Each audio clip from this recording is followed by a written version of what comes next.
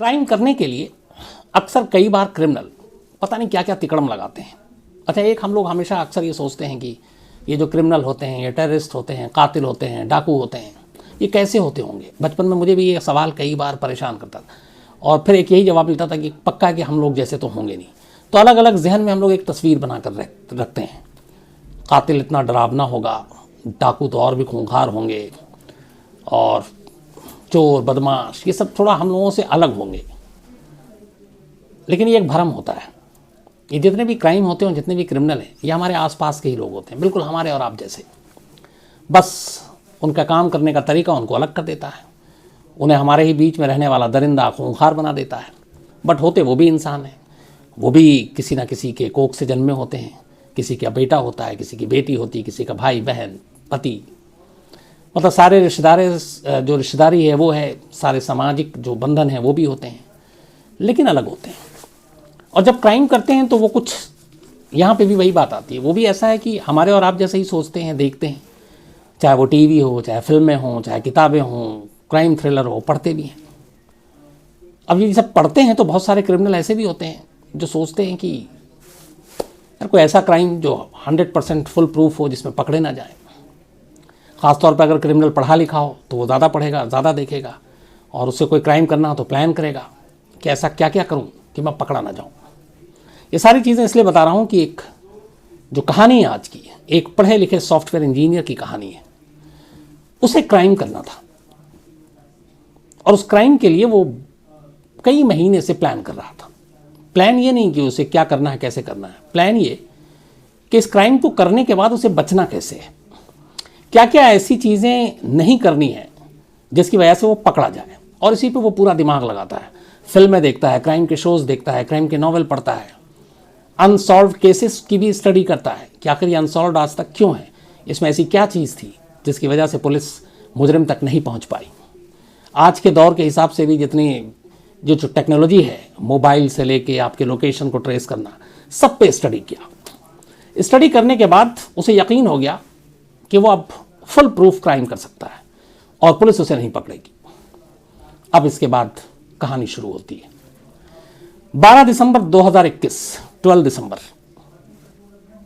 मुंबई के पास एक जगह है रायगढ़, महाराष्ट्र में, और रायगढ़ के पास एक जगह है माथेरान, एक छोटा मोटा आप ये समझिए कि टूरिस्ट प्लेस जैसा। तो माथेरान में बहुत सारे लॉज हैं जहां लोग आते हैं, ठहरते हैं, छुट्टियां मनाते हैं। इसी लॉज में 12 दिसंबर संडे का दिन था। एक कपल ठहरा हुआ था एक लॉज में, कमरे में। 11 दिसंबर को आया था, 12 दिसंबर की तारीख थी। सुबह जब हाउसकीपिंग या वहाँ के अटेंडेंट ने दरवाज़ा खटखटाया, कुछ आवाज़ नहीं आई। लॉज वालों को थोड़ा फिर लगा कि ब्रेकफास्ट का टाइम हो गया है, वो लोग उतर के आ नहीं रहे, निकल कर आ नहीं रहे। मैनेजर तक बात गई, मैनेजर आता है, उसके बाद उसे भी कुछ डाउट होता है। मास्टर की से दरवाज़ा खोला जाता है, जैसे ही दरवाज़ा खोला जाता है अंदर कमरे में कोई नहीं दिखाई देता। लेकिन फिर वो कमरे में जब बारीकी से देखते हैं तो उनकी चीखें निकल जाती हैं। कमरे में रखे बेड के नीचे एक लाश पड़ी थी। लाश एक लड़की की थी, और वो लड़की की क्यों थी और कैसे पता चला, क्योंकि उस लड़की, वो जो लाश थी, उसके जिस्म पे कोई भी कपड़ा नहीं था, वो बिल्कुल नग्न हालत में। हालांकि सर गायब था, मतलब धड़ से लेकर पैर तक लाश एक पीस में, लेकिन सर नहीं, और सर नहीं तो मतलब चेहरा नहीं। तो बिना चेहरे के एक लाश, लेकिन कपड़े थे नहीं, तो कुछ बनावट से पता चल गया कि एक लड़की की लाश है। फौरन पुलिस को खबर की जाती है, पुलिस आती है लॉज में, कमरे की तफ्तीश, छानबीन करती है। कमरे के अंदर से कोई ऐसा सुराग नहीं मिलता। पुलिस लाश को ध्यान से देखती है। लाश का चेहरा यानी सर गायब होने के साथ साथ उस लड़की के एक बाजू पे एक टैटू बना हुआ था, उसके थोड़ी सी चीज़ें रह गई थी। पुलिस को बड़ा अजीब लगा जब उसने देखा कि उसकी बाहों को भी चाकू से खुरचा गया है, सिर्फ और सिर्फ उस टैटू को मिटाने के लिए। आजकल बहुत सारे ऐसे क्राइम के केसेस हुए हैं जिसमें लाश की पहचान नहीं हुई, सर गायब, लेकिन जिस्म पे कोई ना कोई टैटू का निशान, मरने वाला या मरने वाली का सुराग दे जाता था। तो यहाँ पर उस लड़की के बाजू पे एक टैटू, लेकिन उस टैटू को भी खुरच दिया गया। उसकी हल्की सी निशानियां रह गई, लेकिन उससे कोई पता नहीं चलता कि ये टैटू बना हुआ क्या था, कोई नाम था, कोई चित्र थी, क्या थी, कुछ पता नहीं। तो उसको देखने के बाद पुलिस को यकीन हो गया कि जो भी कातिल था उसका मकसद एक है, और वो ये कि इस लाश की शिनाख्त ना हो। और इसीलिए उसने न सिर्फ टैटू के निशान को मिटाया, बल्कि सर अपने साथ ले गया ताकि चेहरा न मिले। अब एक ही उम्मीद थी कि लॉज में ये जो दोनों ठहरे थे ये कौन है, एंट्री तो हुई होगी। काउंटर पर जाते हैं, रजिस्टर को चेक करते हैं। जब रजिस्टर चेक करते हैं तो वहाँ पे 2 नाम मिलते हैं। पता चला कि ये लोग सैटरडे की दोपहर को यहाँ आए थे, दोपहर बाद, और जो रजिस्टर पे नाम था उसमें लिखा हुआ था अमजद खान और रुबीना बेगम, और दोनों ने अपना रिश्ता पति पत्नी लिखा था, हस्बैंड एंड वाइफ। तो ये दोनों वहाँ आए और रूम लिया। मुंबई का एक पता भी था, क्योंकि होटल में या गेस्ट हाउस में आप जाते हैं तो आपको एड्रेस प्रूफ हालांकि देना पड़ता है। आजकल तो आधार कार्ड ज़्यादा चलता है, बट इन लोगों ने शायद आधार कार्ड नहीं दिया था, कुछ और दिखाया होगा। थोड़ी सी यहाँ पे लॉज वाले की लापरवाही भी थी कि उसने कोई पुख्ता आईडी प्रूफ नहीं लिया। तो नाम अमजद और रुबीना, मुंबई का एक पता। पुलिस की एक टीम को फ़ौरन, जो रायगढ़ की थी यहाँ की, मुंबई में उस पते पे कांटेक्ट करती है। वहाँ पे उस घर पे जो पता भेजा गया था वहाँ भेजा जाता है कि पता करो ये कौन है अमजद और रुबीना। जब उस पते पे पुलिस की टीम पहुँचती है तो पता चला कि यहाँ इस नाम का कोई रहता ही नहीं है, और उम्मीद यही थी, क्योंकि जो लाश की शिनाख्त छुपाना चाह रहा है वो पता कैसे सही लिख सकता है। तो अब वो पता फर्जी निकला। अब पुलिस के सामने और कोई रास्ता नहीं है। उसे एक चुनौती मिली कि बिना सर के एक लाश है, उसको ढूंढना है, उसके चेहरे को जानना है, उसका नाम, पहचान, हुलिया पता करना है, क्योंकि टैटू तक कातिल छुपा कर चला गया और कोई सामान ही नहीं उस कमरे में। कई बार होता है कि मरने वाले या मरने वाली की पहचान उनके कपड़ों से भी हो जाती है। यहाँ कातिल इतना चालाक था कि उसने सारे कपड़े उतार लिए, और इसीलिए शुरू में मैंने आपसे कहा था कि लाश के ऊपर कोई कपड़े नहीं थे, वो बिल्कुल नंगी हालत में थी। तो कपड़े ले गया, चेहरा ले गया, साथ में टैटू के निशान को भी मिटा गया। अब एक धड़ समेत लाश पड़ी हुई और पुलिस को उसकी शिनाख्त करनी है। पुलिस ने अब यहाँ से, जो आजकल एक चलन है, सीसीटीवी कैमरे का सहारा लेने का फैसला किया। उसने लॉज के आसपास के सीसीटीवी कैमरे को खंगाला। सीसीटीवी कैमरे में 2 चीज़ें दिखाई दी। एक में दिखाई दी कि एक महिला जो है, चेहरे पे मास्क है और वो लॉज में एंट्री कर रही है, और एक लड़का है, उसका भी चेहरा ढका हुआ है, छुपा हुआ है, और वो भी एक बैग लेकर एंट्री कर रहा है। लेकिन इन तस्वीरों से शिनाख्त नहीं हुई, न लड़के की न लड़की की, लेकिन टाइमिंग को देख के लगा कि ये वही दोनों हैं। फिर उसके बाद एक और सीसीटीवी खंगाला गया तो देखा कि रविवार की सुबह सुबह, बेहद अर्ली मॉर्निंग, 3-4 बल्कि 5 बजे के आसपास, इसी लॉज की तरफ से एक लड़का अपने पीठ पे एक बैग को लाद कर बड़ी तेजी से जा रहा है, और वो उस लॉज से बाहर निकल रहा है। टाइमिंग फिर यही थी, लगा कि ये वही लड़का है। और इसको जाकर जिस तेजी से वो जा रहा था और जिस घबराहट उसकी चाल से पता चल रही थी, उससे लग गया था कि कत्ल शनिवार की रात, सैटरडे की रात और संडे की अर्ली मॉर्निंग के बीच में हुआ है, और ये लड़का वहाँ से निकल रहा है। तो अब 2 सीसीटीवी कैमरे में तस्वीरें मिली, लेकिन कोरोना की वजह से मास्क चेहरे पे तो पहचानना मुश्किल, कोई क्लू मिल नहीं रहा, कोई गाड़ी थी नहीं, वो पैदल था तो गाड़ी का नंबर भी ट्रेस नहीं कर सकते थे और अब पता कर सकते थे। तो अब दोनों चीज़ें हो गई, लेकिन हाथ अब भी खाली। अब क्या करें? पुलिस ने कहा कि चलो अब लॉज के आगे चलते हैं, और लॉज के आगे आसपास के एरिया के कुछ सीसीटीवी फुटेज को खंगालते हैं, जहाँ से इन तस्वीरों की कड़ियाँ कहीं जुड़ती हों। दर्जनों सीसीटीवी फुटेज देखे गए आसपास के इलाके के। उन्हीं दर्जनों में से एक कैमरे में पुलिस को वही लड़का पीठ पे बैग लादकर एक दूसरे इलाके में जाते हुए दिखता है। अब जिस रास्ते से वो गुजर रहा था और जहाँ सीसीटीवी कैमरा लगा था, वो रास्ता सुनसान रास्ता था। वहाँ पे ना कोई ऐसा, मतलब ना होटल था, ना मॉल था, ना कोई बस्ती थी, सन्नाटा वाला इलाका था। सीसीटीवी में वो सन्नाटे वाले रास्ते पे वो लड़का जाता दिखाई देता है, पीछे बैग, और फिर वो कैमरे से बाहर निकल जाता है।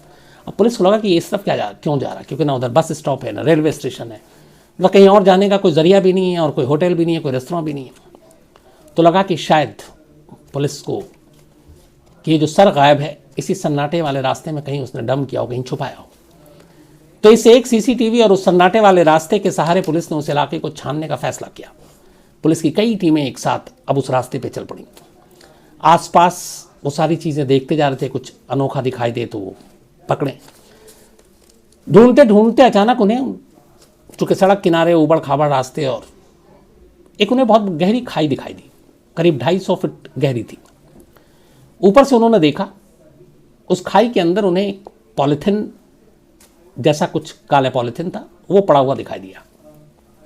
पुलिस को लगा कि इस पॉलीथिन में भी कुछ हो सकता है। अब उस 250 फुट के खाई से उस पॉलीथिन को निकालना था, उसके लिए भी मशक्क़त की गई। पॉलीथिन के करीब जब पुलिस वाले पहुंचे तभी लग गया था कि इसमें कुछ गड़बड़ है, क्योंकि पॉलीथिन के आसपास खून के धब्बे थे। और जहाँ पे ये पॉलीथीन पड़ा था वहाँ पे भी कुछ खून की बूंदें थी।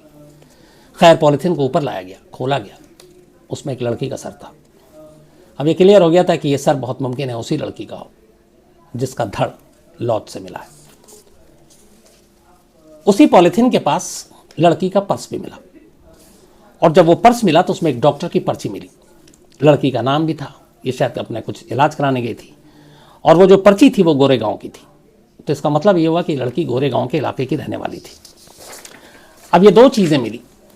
अब इसके बाद आगे की पुलिस ने तफ्तीश शुरू की गोरेगांव में इस लड़की। इस दौरान में एक और चीज़ मिली, लॉज से पता चला कि उसने पेमेंट कैसे किया था, कैश या कार्ड। तो पता चला कि वो लड़की के कार्ड से पेमेंट किया गया था। अब जब कार्ड से किया गया तो कार्ड के ज़रिए वो नाम और पता और मिल गया। अब पुलिस की टीम पहुंची, तो जब वहाँ पहुंची तो पता चल गया कि हाँ, यहाँ एक लड़की थी जिसका नाम था पूनम पॉल, और वो अपने पति के साथ गई थी।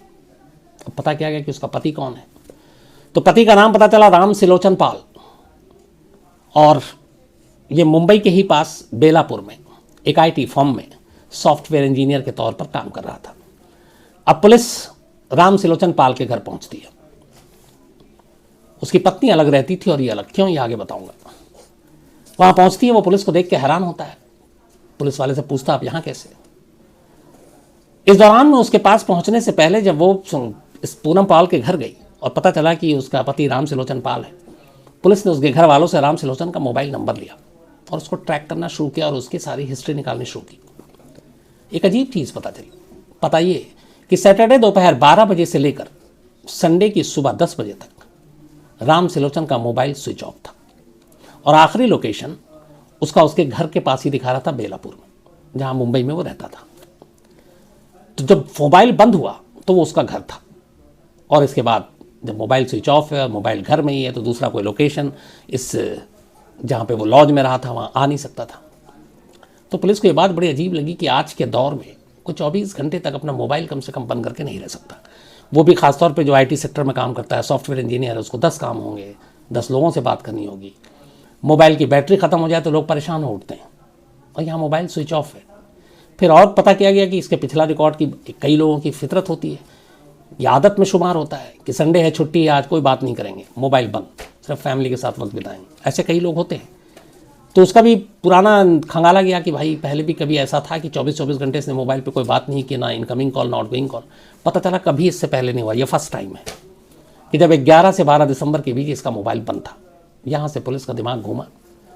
उसके बाद पुलिस उसके पास पहुँची, अपनी थोड़ी सी पुलिस ने सख्ती दिखाई। पहले तो वो नानुकुर करता रहा, और फिर उसने पूरी कहानी उगली। राम सिलोचन और पूनम पाल ये दोनों यूपी के रहने वाले थे बेसिकली। नौकरी लग गई तो राम सिलोचन पहुंच गया मुंबई। दोनों की अरेंज मैरिज हुई थी, और ये मैरिज जो हुई थी ये इसी साल मई में हुई थी। मतलब इस शादी को 7 महीने भी नहीं हुए, और दोनों की शादी घर वालों की मर्जी से हुई। पूनम पाल के घर वाले भी मुंबई में थे, राम सिलोचन के भी मुंबई में थे। लेकिन एक यूपी बिहार में हमारे यहाँ कल्चर है, शादी के बाद गौना का मतलब होता है एक ऑफिशियली विदाई। तो वो गौना नहीं हुआ था पूनम का, इसीलिए वो मुंबई में अपने माँ बाप के साथ रह रही थी। पति भी रहता था, लेकिन वो पति के साथ घर पे नहीं रहती थी। हाँ, छुट्टी के दिन ये दोनों घूमने बाहर ज़रूर जाते थे, लेकिन अभी तक दोनों ने एक साथ घर नहीं बसाया था, क्योंकि जब तक गौना नहीं हो जाता तब तक वो लड़की जाती नहीं। तो दोनों वहीं। अब राम सिलोचन से पूछा गया कि ये सब कुछ क्या। तब राम सिलोचन ने पूरी कहानी बताई। उसने कहा कि उसने अपना मोबाइल स्विच ऑफ किया था, क्योंकि उसने करीब कई महीने से एक रिसर्च कर रहा था कि मुझे एक परफेक्ट मर्डर करना है, और मैं पकड़ा ना जाऊं तो क्या क्या चीज़ें करूं। बोला मीडिया में, क्राइम शोज़, बाकी चीज़ों में देखता हूं, तो उसमें कहाँ कहाँ क्या क्या चीज़ें हो सकती थी, उनसे मैंने सारी जानकारी हासिल की। फिर मैंने बेसिक सारी जानकारी लेने के बाद प्लान बनाया। बोला सबसे पहले मैंने गलत नाम से कमरा बुक कराया ताकि मेरी आइडेंटिटी कहीं लीक ही ना हो। लॉज में अपना पता भी गलत लिखाया, और वहां अपने कोई भी आईडी प्रूफ या पहचान पत्र असली दिया ही नहीं। सीसीटीवी कैमरे से बचना था, क्योंकि उसे मालूम था आजकल हर गली नुक्कड़ सब जगह पे कैमरा होता है। उसने कहा उसने ऐसे मास्क का इस्तेमाल किया था जिससे आंखों के अलावा कुछ और दिखाई ना दे, पूरा चेहरा कवर हो जाए। आजकल लोगों को डाउट भी नहीं होता, लोग यही समझते हैं कि ये कोरोना को लेकर ज़्यादा एहतियात बरत रहा है। कई लोग डबल डबल मास्क पहनते हैं। तो सीसीटीवी बचने के लिए उसने मास्क का इस्तेमाल किया और अपनी बीवी को भी उसने इसी तरीके का मास्क पहनाया, ये कहकर कि देखो बाहर निकल रहे हैं, ओमिक्रॉन और बाकी चीज़ें भी आ रही हैं तो खतरा है। बोला कत्ल करने के बाद सर को अलग करना था ताकि आइडेंटिटी ना हो, और इसलिए सर काट दिया। बोला कई ऐसी कहानियां पढ़ी थी जिसमें टैटू की वजह से मरने वाले या मरने वाले की शिनाख्त हो गई। तो पूनम के ऊपर भी एक टैटू था बाजू में, मैंने चाकू से उसको खुरच कर मिटा दिया ताकि उस टैटू से पुलिस उस तक न पहुंच सके या उसके घर तक न पहुंच सके कि ये कौन है। बोला उसके जिस्म से मारने के बाद सारे कपड़े इसलिए उतार लिए ताकि कपड़ों से उसकी शिनाख्त ना हो, यहां तक कि उसके पर्स, उसकी बिलोंगिंग्स, उसके मोबाइल, सब कुछ। और सबसे बड़ी बात उसने कहा जिससे पुलिस आसानी से ट्रेस करती है, मोबाइल फ़ोन जो एक बॉम्ब की तरह है। उसने कहा कि घर से निकलने से पहले मैंने मोबाइल स्विच ऑफ किया। मुझे ये भी पता है कि मोबाइल स्विच ऑफ करके भी ले जाऊंगा तो लोकेशन कहीं ना कहीं से ट्रेस होता है, तो मैंने घर पे ही मोबाइल रखा ताकि आखिरी वक्त तक यही हो कि मैं इतने देर तक, इतने घंटे से इतने घंटे तक घर पे ही था और मोबाइल मेरा घर पे था। पुलिस का कहना था कि उसने लगभग 80 to 90% सही कदम उठाए थे अपने इस क्राइम को परफेक्ट क्राइम बनाने के लिए, लेकिन कुछ गलतियां उससे हुई। पहली, उसने लॉज और उसके आसपास तो देखा, सीसीटीवी कैमरे से बचने के उपाय किए, लेकिन उसने ये नहीं देखा कि आजकल दूर दराज की बाकी जगहों पे भी कैमरे पीछा करते हैं और किसी एक कैमरे में भी अगर आप कैद हो गए तो फिर वहाँ से आगे का रास्ता आसानी से मिल जाता है। तो कैमरे ने काम कर दिया एक तो उसका। दूसरा, जिस चीज़ से बचने के लिए उसने अपना मोबाइल स्विच ऑफ किया, कायदे से उसी चीज़ ने उसके ऊपर सबसे ज़्यादा शक पैदा किया और उसको पकड़वाने में सबसे बड़ा रोल प्ले किया। मोबाइल स्विच ऑफ, उसने अच्छा सोचा था कि मोबाइल स्विच ऑफ करने से मेरा लोकेशन पता नहीं चलेगा, लेकिन एक गलती ये की कि इससे पहले उसने कभी मोबाइल स्विच ऑफ नहीं किया था। आधा एक घंटे के लिए हुआ होगा, बैटरी ख़त्म होगी, लेकिन लगभग 16 से 20 या 24 घंटे तक मोबाइल स्विच ऑफ कभी नहीं रहा। तो उसने उस पर ये रिसर्च नहीं किया, और यही वजह है कि जो शख्स जिसने ज़िंदगी में कभी मोबाइल स्विच ऑफ नहीं किया, जिसने कभी ऐसा दिन है कि जब बात नहीं की और जब इंसिडेंट हो रहा है, वारदात हो रही है, तो वो 20-24 घंटे मोबाइल उसका बंद है। तो जिस चीज़ को उसने कानून से बचने के लिए उसका हथियार बनाया मोबाइल को, वही चीज़ उसके लिए उल्टा पड़ गया और मोबाइल बंद करना भारी पड़ गया, शक पैदा कर गया। तो इन चीज़ों ने आखिरकार एक सॉफ्टवेयर इंजीनियर जो एक फुल प्रूफ, एक परफेक्ट मर्डर करना चाहता था, उसका सपना अधूरा रह गया। अब सवाल ये था कि घर वालों की मर्जी से दोनों की शादी हुई, दोनों खुश थे, मुंबई में थे, मिलते जुलते थे, संडे को गौना होने वाला था, फिर साथ में ही रहते। तो फिर ऐसी क्या वजह थी कि शादी के सिर्फ 7 महीने के अंदर अंदर उसने अपनी पत्नी को इस बेदर्दी से मारा कि उसका सर भी काटा। तब उसने पुलिस को बताया कि जब मुंबई आए सब कुछ ठीक था, उसे कोई वो गिला नहीं था, अपनी बीवी को पाकर वो खुश भी था, लेकिन बोला मुंबई घूमने के दौरान उसे बीवी पे शक हुआ। उसे लगा कि ये बहुत ज़्यादा एडवांस है, बहुत ज़्यादा फ्रैंक है, बहुत ज़्यादा खुले मिजाज की है। तो बोला धीरे धीरे उसके अंदर ये शक पैदा होता गया कि ये लड़कों से बहुत आसानी से बात कर लेती है, खुल के बात कर लेती है, किसी भी सब्जेक्ट पे बात कर लेती है। तो वो सोचता रहा कि ये क्या है, इसके कहीं चाल चलन ठीक है कि नहीं है। उसने बोला एक दिन बड़े अच्छे माहौल में फिर कुरेदने के लिए उसने उससे पूछा कि बताओ शादी से पहले तुम्हारा कोई बॉयफ्रेंड था? उसने बोला हाँ था, हम अच्छे दोस्त थे। लेकिन उसने कहा कि मुझे लगा कि ये सिर्फ बात दोस्ती तक नहीं थी। उसका आज़ाद ख्याल, उसकी आज़ाद सोच, लड़कों से बात करना, उसके दिल में ये शक घर कर गया कि उसकी बीवी ठीक नहीं है, और इस शक की वजह से उसने फैसला कर लिया कि वो उसे मार डालेगा, और इसीलिए उसने उसका कत्ल किया। और कत्ल से पहले रिसर्च किया कि कानून उस तक ना पहुंचे, लेकिन दोनों ही चीज़ों में वो मार खा गया। उसकी जो वाइफ थी, यूपी की रहने वाली, वो एक अच्छे मिजाज की लड़की थी, लोगों से अच्छे से बात करती थी, दोस्ती करना शौक़ था, लेकिन हर दोस्ती में एक ही चीज़ नहीं होती, ये उसका पति समझ नहीं पाया, और उसने उसके अच्छे व्यवहार को एक शक के ऐसे घेरे में कैद किया कि जहाँ वो सिर्फ बुरा सोच रहा था। और इस वजह से एक की तो जान गई, और दूसरा एक पढ़ा लिखा सॉफ्टवेयर इंजीनियर, अब कातिल का उसके ऊपर तमगा लग गया है और अब वो हमेशा जेल में रहेगा। तो ये थी एक अजीब कहानी ऐसे कातिल की जो परफेक्ट मर्डर करने चला था, और कत्ल की वजह भी ऐसी उसकी कि सिर्फ शक के बिना पे उसने मार दिया। उसने लास्ट तक पुलिस ने पूछा भी कोई ऐसा सबूत जिससे लगे कि तुम्हारी पत्नी आज़ाद ख्याल की थी तो बुरी थी। उसके पास कोई सबूत नहीं था, ना मोबाइल पे, ना व्हाट्सअप पे, ना किसी कोई ऐसा दोस्त मिला, ना उसके दोस्त ने कोई ऐसी जानकारी दी। सिर्फ शक की वजह से उसने एक बेगुनाह को मार डाला।